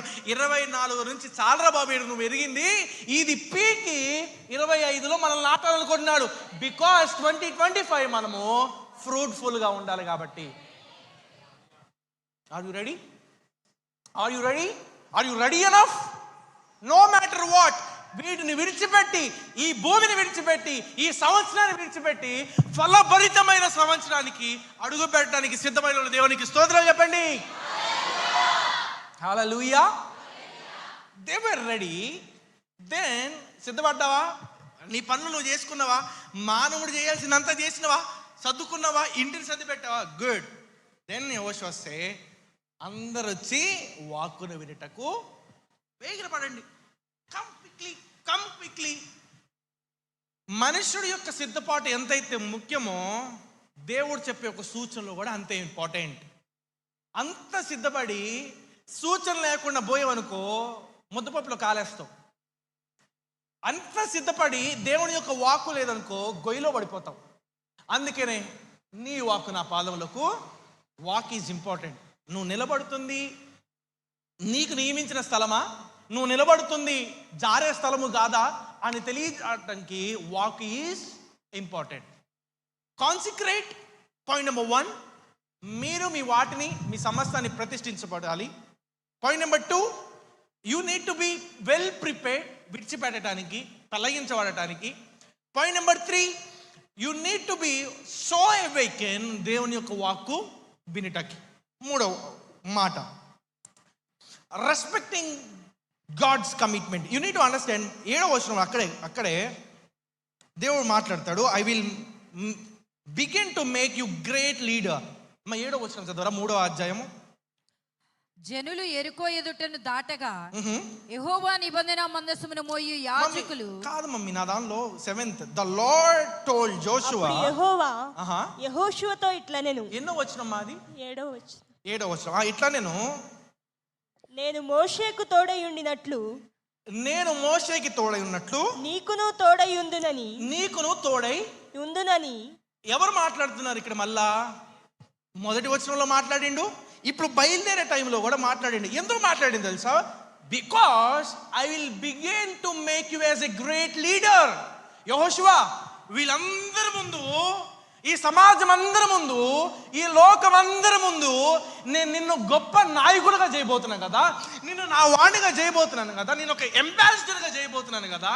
అయితే then he says to be fulfilled, ఇది నెరవేర్చబడాలి అని అంటే నేను నీకు తోడు ఉండాలి, నువ్వు నా వాడివై ఉండాలి, నా కొరకు కాన్సిక్రేట్ అవ్వబడి ఉండాలి.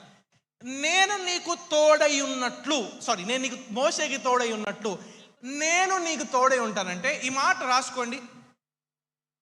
మోషేకి తోడై ఉన్నట్లు నేను అన్న దగ్గర కింద ఒక గీత గీయండి. నీకు తోడై ఉందును, నేను నీకు తోడై ఉండును అన్న బ్రాకెట్లో కింద 3 పాయింట్లు రాసుకోండి.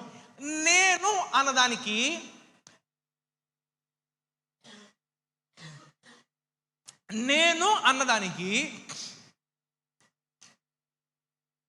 అంటే అంత తీసుకోండి.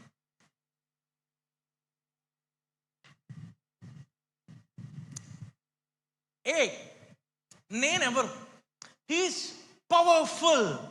హీస్ పవర్ఫుల్ ప్రెజెన్స్ అని రాసుకోండి. ఎందుకో చెప్పనా, ఆయన మొదటి అధ్యాయంలో రాసినాడు, నీ ఎదుట ఏ మనుషుడు నిలవా. ఎవరిని బట్టి? యెహోషువని బట్ట? మనం పెద్ద పుట్టింగ్లోనా? నో. మనతో ఉన్నవాడు లోకంలో ఉన్నవాడు కంటే గొప్పవాడు కాబట్టి ఆయనను బట్టి ఏ మట్టి కూడా నీ ఎదుట. He's powerful. మనకి తోడై ఉన్నవాడు శక్తిమంతుడు. He's powerful. రెండోది, హీఈస్ పర్సనల్. ఆయన వ్యక్తిగతంగా ఉండేవాడు. Personal presence. మొదటిది పవర్ఫుల్ ప్రెజెన్స్, ఇక్కడ రెండోది పర్సనల్ ప్రెజెన్స్. నేనే నీకు తోడై ఉంటా. ప్రవక్త కాదు, దేవదూత కాదు, సాక్షాత్తు జగత్ పునాది మొత్తం వేసి భూమిని సృజించిన ఆ సృష్టికర్తే ఒక సీద కామన్ మ్యాన్కి నేను నీకు తోడై ఉంటాను. వాట్ ఏ బెనిఫిషియల్ ఆస్పెక్ట్ అండి అది మనకి. సృష్టికర్త సర్వ సృష్టిని చేసిన సర్వశక్తి గల దేవుడు, he so loved us and మనతో పర్సనల్గా ఉండటానికి ఇష్టపడుతున్నాడు. దైవజనుడిని అప్పగించలా, మనకి దేవదూతలను అప్పగించలా, నేనే నీకు తోడై ఉంటా. Third, he's permanent presence. అంటే చిరకాలం ఉండేది. నీ జీవిత కాలం అంతా నేను నిన్ను విడవను, ఇది నెరవేర్చేంత వరకు నేను నిన్ను విడవను. You getting the point? నేను అన్నదాన్ని ఎంత సబ్జెక్ట్ ఉంది ఇక్కడ. మనతో ఉన్నవారు ఎవరో మనం గ్రహించాలి. ఆయన శక్తి కలిగిన దేవుడు, ఆయన మనతో వ్యక్తిగతంగా ఉండే దేవుడు, చిరకాలము ఉండే దేవుడు. నేను నీకు తోడై ఉంటాను. ఇంత దాకా బాగానే ఉంది. ఇప్పుడు ముందు అసలైన ఛాలెంజ్ ఉంది. ఏంటిది? యోర్దాన్ తీద్దాం. 3వ అధ్యాయంలో 11వ వచనం చదువు మమ్మీ. జీవము గల దేవుడు మీ మధ్య ఉన్నాడనియు, ఆయన నిశ్చయముగా మీ ఎదుట నుండి కనానీయులను, హిత్తీయులను, హివీయులను, పెరిజ్జీయులను, గెర్గేషీయులను, అమోరీయులను, ఎబీసీయులను వెళ్ళగొట్టుననియు. It says now choose 12 men from the tribes of Israel, one from each tribe. The priest will carry the ark of the Lord of all it. As soon as their feet touch the water, the flow of the water will cut off upstream. వాళ్ళ పాదములు ఎప్పుడైతే తాకబడ్డాయి అని ఉంటుంది that word. కాబట్టి ప్రతి గోత్రమునకు ఒక్క మనుషుని, ఇశ్రాయేలీల గోత్రములో నుండి 12 మనుషులను ఏర్పరచుకొనుడి. సర్వలోకనాథుడగు యెహోవా నిబంధన మందసమును మోయు యాజకుల అరికాళ్ళు యోర్దాను నీళ్లను ముట్టగానే యోర్దాను నీళ్లు అనగా ఎగువ నుండి పారు నీళ్లు ఆపబడి. తలపై కథ. Let me explain. ఇది జరిగిందా? ఇప్పుడు యెహోషువ చెప్పింది జరిగిందా? ఈజ్ ఈ సేయింగ్ ఇట్ విల్ హ్యాపెన్? అది జరగబోతుందని చెప్తుండా, జరిగిందని చెప్పిండా?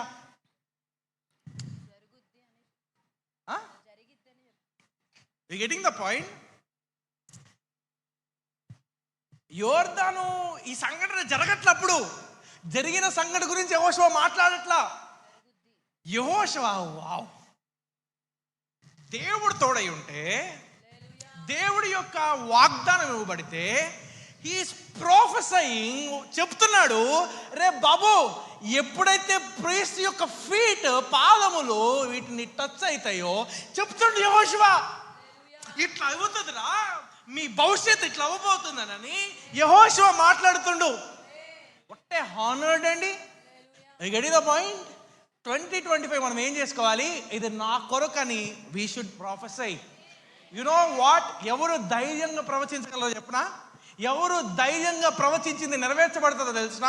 ఎవరు ఫ్యూచర్ గురించి ఒక క్లారిటీ కలిగి ఉంటాడో తెలిసిన? దేవుడు వాగ్దానం కలిగిన వాడు. ఎవరు? దేవుడు వాగ్దానం కలిగిన వారు. వాగ్దానం లేకపోతే మన నోటి నుంచి డైలాగులు రావు తెలిసిన? యెహోషువకి వాగ్దానం ఇవ్వబడింది. అండ్ యాజ్ వెల్ యాజ్ ఎవరు తోడై ఉన్నారు? సాక్షాత్తు దేవుడు తోడై ఉన్నారు కదా. ఆ మహిమను పట్టుకొని, ఆ సన్నిధిని పట్టుకొని ఒక మాట మాట్లాడుతున్నాడు. యెహోషువ ఏమైనా ప్రవక్త? యెహోషువ ప్రవక్త? ఏమైనా యాజకుడా? Common man. But still he prophesied ఇట్లా జరగబోతుంది అని అన్నదానికి జరిగిందా లేదా? ఎప్పుడైతే పాదములు టచ్ అయినాయో యెహోషువ ఏదైతే ఉచ్చరించున్నాడో గట్లనే జరుగుండే. మరి 2025 మనం చెప్పినట్లు అవ్వాలా వద్దా?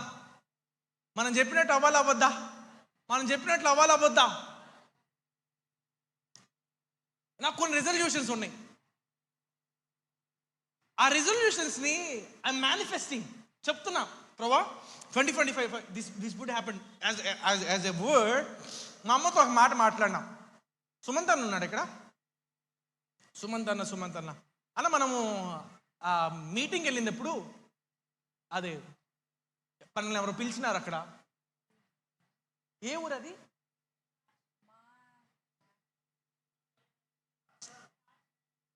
చీరవల్లి గట్ల ఆ ప్రాంతంలో. When was that? November 21st somewhere నవంబర్లో పిలిచినారు. Same verse. I got a good testimony. ప్రజలు ట్యూన్ అయినారు. మాట్లాడిన దైవజనులు ఉన్నారు, ఒక 7-8 మంది ఉన్నారు. 40 దినాల చివరి ముగింపు ప్రార్థనకి పిలిచినారు. మాట్లాడినాం. ఆయన అండు నాకు ఇంకా 31వ తారీఖు వాగ్దానం అవసరం లేదండి, దిస్ ఈజ్ ఎనఫ్ అని. సంతోషం అనిపించింది. ఆ రోజు మమ్మీతో ఒక మాట అన్నా నేను. మమ్మీతో ఒక మాట అన్నా, ఇంకొక 3 పిలిస్తే బాగుండు మమ్మీ అని అనుకున్నాను నేను. ఇంకొక 3 అనే లిస్ట్ ఉండే. ఫస్ట్ వీళ్ళు. తర్వాత రోజు 25వ తారీఖు సాయంత్రం విజయవాడలో పిలిచినారు. మావి ఎవరో దగ్గర పెడుతూ ఉంటే వాళ్ళు పిలిచినారు. 25వ తారీఖు సాయంత్రం 2 వచ్చినాయి. ఇంకొకటి రావట్లేదని బాధ. ఎందుకంటే ఐఎమ్ ట్రైంగ్ టు మేనిఫెస్ట్ 3 అవ్వాలి ప్రభా ఈ డిసెంబర్ అయ్యే లోపు అని. దేవుడు బంగారం అండి. I love him so much. Time దగ్గర పడుతుంది. ఈ మధ్యలో ఈ అందరు టైట్ షెడ్యూలు 31 వస్తుంది, ఎవరు వాడుకుంటారు, ఇంక అట్లా ఉండే 2 అయినాయి. వేజ్ రిమైనింగ్ అని. ఆ రోజు మమ్మీతో మాట్లాడినా. 2 days లేటర్ మా పిన్ని ఫోన్ చేసింది. ఈరోజు సాయంత్రం అండ్ రేపటి సాయంత్రము ఎనీ 1 day నువ్వు మా దగ్గరికి వచ్చి వాక్యం చెప్పాలి అని. దేవునికి స్తోత్రం. వాట్ ఐ మేనిఫెస్టెడ్ లార్డ్, 3 అయితే బాగుండు ప్రవ్వా అని అనుకున్నా. ఒకటి దేవుడు నెరవేర్చిండు, ఇంకోటి ఆల్రెడీ పిలుచుకుని ఉన్నారు. దేవునికి స్తోత్రం. దెన్ ఇట్లా ఆలోచిస్తూ ఉంటే ఇన్కంప్లీట్ అవ్వకూడదయ్యా, 2తో అవ్వకూడదయ్యా, ఇంకొకటి ఎట్లా వచ్చింది వాళ్ళకి ఆలోచన పిలవాలి అని. That's the question. అనలేడా వేరే వాళ్ళు లేదా? వై మీ ఎప్పుడు లేని ఇన్ని నెలలు లేనిది, వై పర్టికులర్లీ దిస్ మంత్ అని అంటే that is what I manifested. ఏ నెల అడగల నన్ను ఇట్లా వాడుకో ప్రభావ బయటికి తీసుకెళ్ళానని. ఈ నెల అనుకున్నా, దేవుడు ప్రేరేపించిండు. మేనిఫెస్ట్ చేసిన దాన్ని క్రియాత్మకంగా చేసి. Do you want that? What we manifesting, what we speaking, అది నెరవేర్చాలనుకుంటున్నావా? You know what, you need a promise. Consecrate అవ్వబడాలి. వాగ్దానం పొందిన వాళ్ళమై ఉండాలి. ప్రతిష్ఠించబడిన వాళ్ళమై ఉండాలి. No doubt whatever you spoke అది క్రియాత్మకంగా వస్తుంది. ఇంకో మంచి ముచ్చట చెప్తా, వచ్చిన రోజు మాట్లాడదాం. ఇప్పటికే దేవుడు what I want to be, what I want, దేవుణ్ణి హానర్ చేయటానికి అన్న ప్రతి దాన్ని దేవుడు నాకు ఇచ్చుకుంటూ వచ్చిండు. మేబీ 3-4 days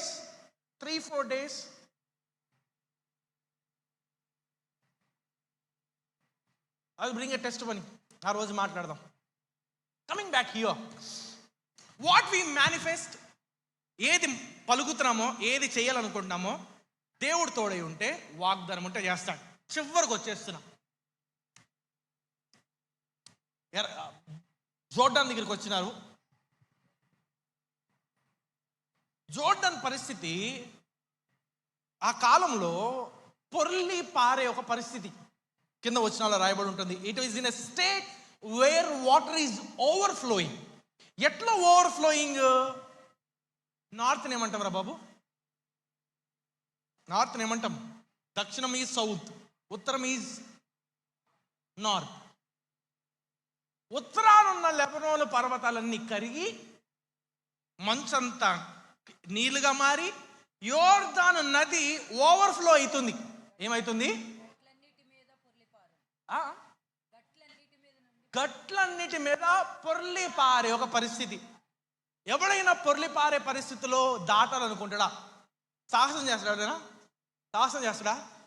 మన ఇండియాలో మోస్ట్ డెత్స్ అయిన ఈ నెల ఈ రైనీ సీజన్ అప్పుడే, వరదలు వచ్చినప్పుడే. ఆ వరదలో ఉండలేక కొంతమంది ఆకతాయితనానికి పోయి సెల్ఫీలు గిలిగిలుకొని పోతారు. కొట్టుకునే వాళ్ళని బతికిండి ఎప్పుడైనా? సి నో వన్ డేర్ ఆ ఓవర్ఫ్లో ఈ యొక్క స్టేట్లో దాటడానికి చూడు. ప్రజెంట్ ఇది ఆలోచిద్దాం. దేవుడు తీసుకొచ్చిందే ఎప్పుడు? మామూలుగా నదిగా ఉన్నప్పుడు. ఇంత లాలో ఉంటే దాడతావా లేదా? నీ మోకాళ్ళంతా లోతులో ఉందనుకోండి, దాటగలమా లేదా? పిల్లగాని ఎత్తుకొని నడిపించుకుంటైనా తీసుకుపోవచ్చు. ఓవర్ఫ్లో అయ్యే పరిస్థితులు, పొంగి పొర్లే పరిస్థితులు మాత్రము దాటడానికి ఇష్టపడు. కానీ దేవుడు తీసుకొచ్చింది ఎప్పుడు? మన యేసయ్య, బంగారు యేసయ్య ఎప్పుడు తీసుకొచ్చిండు? తాము ఉన్నప్పుడు తీసుకురాలా, గట్లు పొంగి పారే పరిస్థితుల్లో తీసుకొచ్చిండు. అసలు దేవుడు అడగాలి, అప్పుడు ఎందుకు తీసుకొచ్చినావు? మామూలు ఉన్నప్పుడు తీసుకురావచ్చు, అప్పుడు ఎందుకు తీసుకొచ్చినావు అని అంటే, నాకు నమ్మేది ఏంటో తెలిసిన, ఏదైనా పరిస్థితి కనుక బాగా క్రిటికల్ అయిందనుకో, అదే రాసుకున్నా, the more the situation is critical, the more the God wants to connect. ఎంత క్రిటికల్గా ఉంటే దేవుడు అంతగా మనతో కనెక్ట్ అవడానికి ఇష్టపడతాడు. చెప్తా గుడ్, లైన్లో ఉన్నారు. Understand the point. ఇప్పుడు కనుక యోర్దాను సాదా సీదా అనుకో, దేవుడితో పని ఉంటుందా? సిద్ధపాటుతో పని ఉంటుందా? ఏముండదు. దేవుడు చేసిన అద్భుతం చేయబోతున్నా అన్న డైలాగ్ ఏమైనా పని ఉంటుందా? ఏముండదు కదా.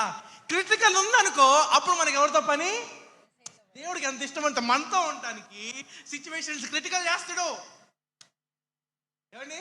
దేవుడు మనతో ఉండటానికి సిచ్యువేషన్ క్రిటికల్ చేస్తాడు. ఆ టైంలో నువ్వుగా నడవలేవు, నువ్వుగా చేయలేవు. అప్పుడు మనకి ఎవరు కావాలి? యేసయ్య కావాలి. సేమ్ సిచ్యువేషన్, ఏదైనా పరిస్థితులు కానీ శ్రమలు కానీ ఓవర్ బర్డెన్ అవుతుంది అనుకోండి, తీసుకోలేని అవుతుంది అనుకోండి, చెయ్యి దాటిపోయే పరిస్థితి వస్తుంది అనుకోండి, సందేహం ఏమి లేదు, ఒక చిరునవ్వు వస్తుంది నాలో. నా చెయ్యి దాడుతుందంటే అదంతా పోయి నా దేవుని యొక్క హస్తంలో పడుతుంది. That's what I believe. ఇది నా వల్ల కావట్లేదు అనుకుంటే ఒకటి, అయ్యా నా చెయ్యి విడిచబడిందా, ఇవన్నీ నీ చేతిలోకి వస్తున్నాయి. అయ్యా ఈ శ్రమ నా వల్ల కావట్లేదా, నేను చేయలేకపోతున్నానా, if that conclusion there I understand, ఇది మనుషుడు చేసేది కాదు, దేవుడు నాతో ఉండాలనుకుంటున్నాడు, దేవుడు చేయాలనుకుంటున్నాడు, దేవుడు ఇన్వాల్వ్ అవ్వాలనుకుంటున్నాడు. జోర్డాన్ దగ్గర కూడా అదే. మనుషుడుతో కాదిక. ఏమండో, మనుషుడు బలంతో, డబ్బుతో, జ్ఞానంతో, మన ప్రయాసతో 2025 ఉండకూడదు. 2025 యుద్ధానికి సిద్ధం ఉన్న దేవుని స్తోత్రాలు చెప్పండి. ఓటుగాళ్ళు యుద్ధం చేసేస్తారు. ఎంత సొల్లండి మంది. సిద్ధమా? పోరాటానికి సిద్ధమా? Be ready for that. You know why? మనకి శ్రమ వస్తుంది, మన వల్ల కావట్లేదంటే, that is what I believe. అందుకే మీతో మాట్లాడుతున్నా. మన వల్ల కావట్లేదనంటే అండర్స్టాండ్ క్లియర్లీ, దేవుడు నువ్వు పిలుస్తావా లేదని ఎదురు చూస్తున్నాడు. ఒక్కసారి ఆ సమయంలో మోకరించి నా హస్తాన్ని నువ్వు పట్టుకోనంటే ఎంత వేగంగా మన దగ్గరికి వస్తాడో తెలుసా, ఎంత ఇష్టపడి మన దగ్గరికి వస్తాడో తెలుసా. You need to call him. ఈ సో జెంటిల్మెన్. ఆయన ఎంత జెంటిల్మెన్ అంటే నువ్వు పిలిస్తే గాని పలకడు. 2024 ఆయన్ని పిలవాలి. పొంగి పొర్లే పరిస్థితి,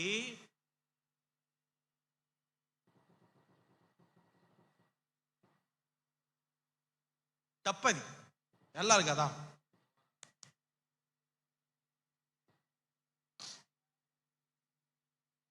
కెన్ ఐ స్పీక్ రైట్? చూసారా బ్రేక్ పడింది, ఎక్కడ ఆగినా? పొంగి పొర్లే పరిస్థితి. ఎర్ర సముద్రం దగ్గర మోసే ఉన్నప్పుడు ప్రజలు సొనిగినారా లేదా? నా వైపు చూడండి, సొనిగినారా లేదా? యోర్దాను దగ్గరికి వచ్చేసరికి సొనిగినారా? అక్కడికి ఇక్కడికి తేడా ఏంటి చెప్పండి? మోషే దగ్గర ఉన్నప్పుడు, ఎర్ర సముద్రం దగ్గర ఉన్నప్పుడు ప్రజలు సొనిగినారు, సంపేత్తన బావుని నా అన్నారు. యోర్దాను దగ్గరికి వస్తే ప్రజలు సొనగలేరు. వై?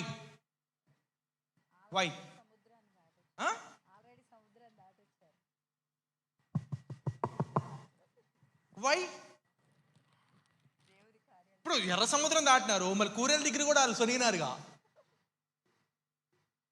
ఎందుకు అక్కడ ప్రజలకి ఇక్కడ ప్రజలకి తేడా అయింది? అక్కడ సొనిగిన వాళ్ళు ఇక్కడ ఎందుకు సొనగలా?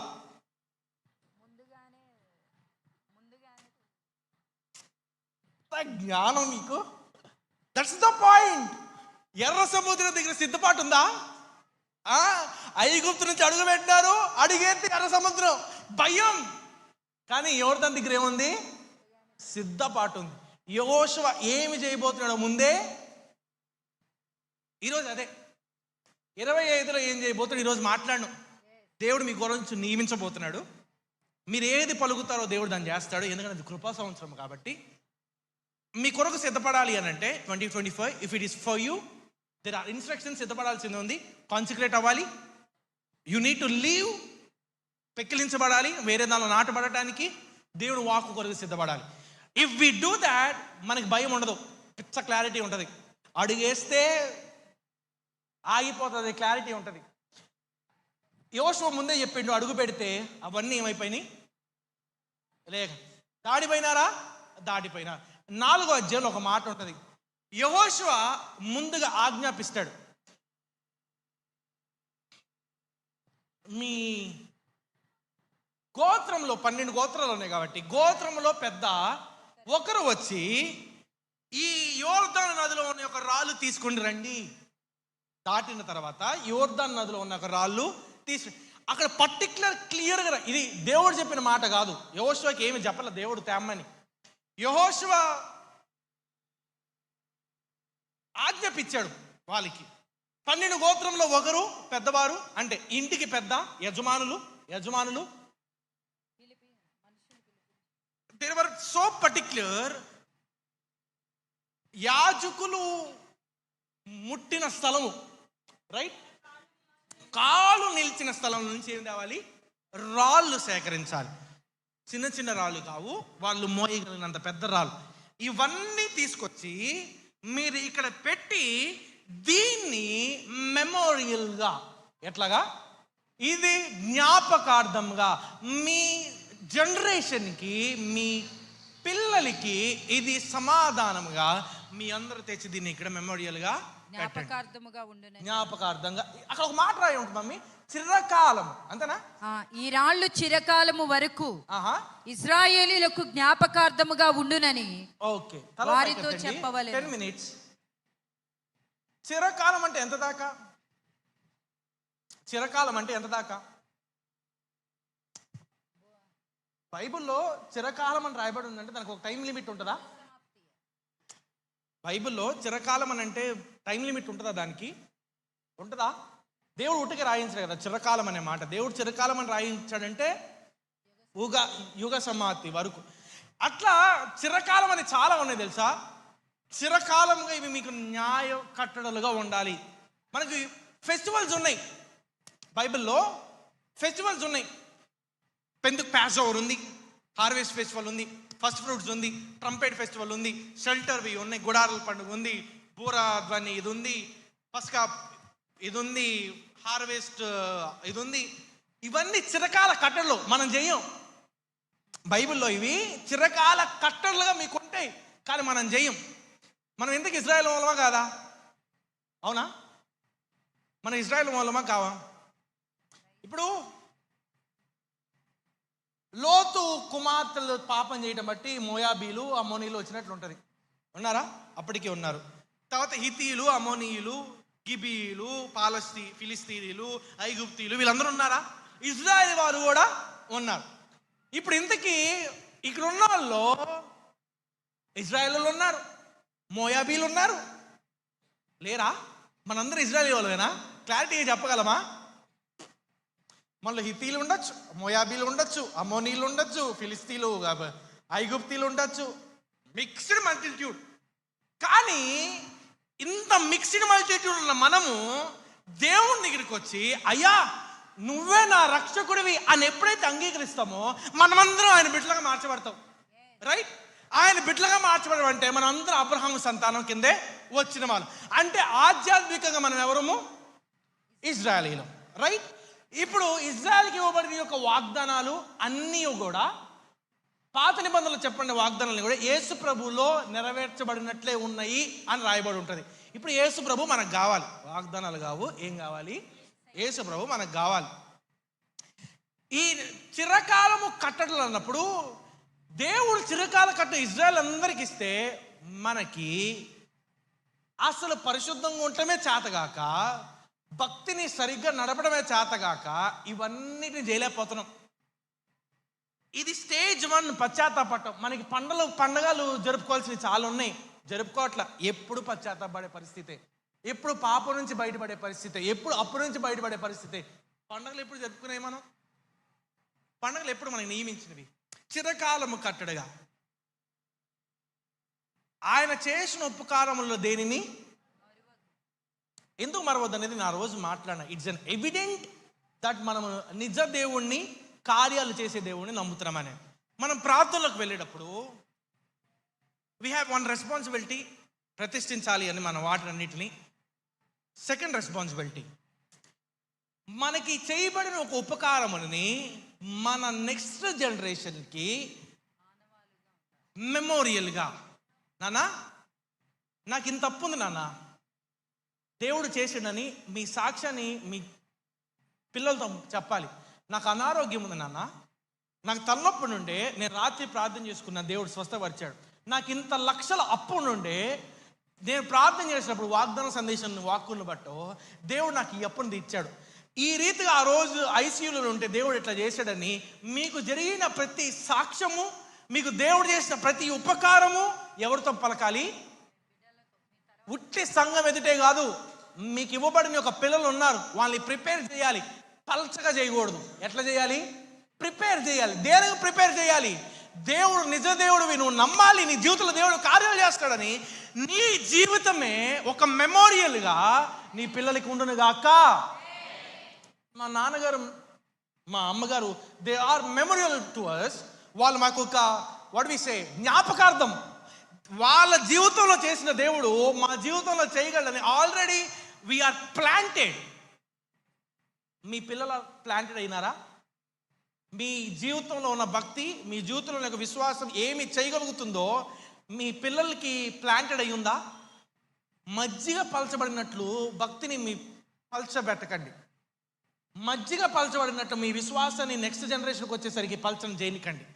మీ ఫ్యామిలీ టైంని స్పెండ్ చేయండి.